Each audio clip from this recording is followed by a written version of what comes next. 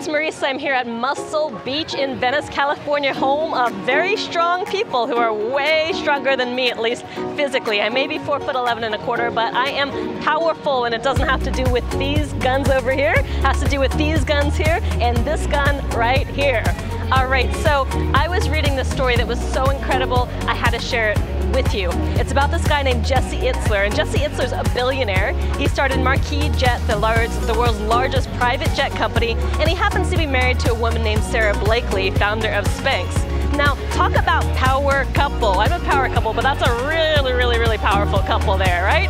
And so they were thinking that they did not have enough mental toughness, believe it or not. So even though they were billionaires, they were getting comfortable, they were getting complacent in the day-to-day. So what did? They hired a Navy SEAL to come, live with their family for 31 days, and train them in mental toughness. And the Navy SEAL taught him and his family one thing, something called the 40% rule. And the 40% rule is this: right at the moment that your mind thinks it's completely done, I mean done, nothing left in the tanks, it's only 40% done. There's actually 60% more of you that's available. That's why when someone's running a marathon, they all hit this wall around mile 16 or 17 or 18 or 19 or 20. But 99% of people actually finish through that wall because they've got more in the tanks. So this Navy SEAL put Jesse and his family into this boot camp. And the very first day he said, "Jesse, how many push-ups can you do?" And he manages to do 8 push-ups, right? And then the Navy SEAL says, "Do it again." And Jesse manages to do 6, just barely. And then he said, "Do it again." And it was like, 3, just barely getting up there, maybe 4. And the Navy SEAL said, "You ain't done yet. Now let's do 100. And he's like, "No way, no how can I do 100 pull-ups?" But he did. Here's how he did it. 1 pull-up at a time. And it was such an incredible lesson to him, because something that he thought was completely impossible for him, he could do just a lot slower than he thought he could do. So the SEAL taught him this: if it doesn't suck, it's not worth doing. So every day they did stuff that sucked, that hurt, that was painful, and taught him to get uncomfortable, because that created a new baseline for him in terms of mental toughness and what's possible. And what he learned is that we all have this incredible will as humans, human will.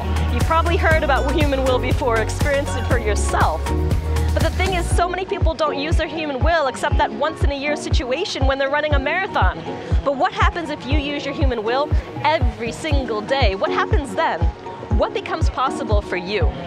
So remember, when you think you're done, like done, finito, zilch, nothing left, you're just 40% done, and there's 60% more. And I gotta tell you, those moments in my life, whether I was on a snowboard, whether I was on a stage, whether I was in front of a camera, you name it, when I was up against writing deadlines, I could always pull more out of myself. There was more left to give, more left in the tanks. And you know what? I have not reached the end of what's possible for this human, 4'11½", to do. So if I haven't reached the end of what's possible for me, and every single day I'm challenging myself, and I'm challenging myself some more. So how can you build more mental toughness? How can you build more mental resilience? So when you think you're done, when you think it's not possible to go further, you realize, you know what? I'm just beginning. I haven't even reached 40%. So much more is possible for me than I ever imagined, because I guarantee you, your will can move mountains. Your will can change the freaking world. So go out there and live your message.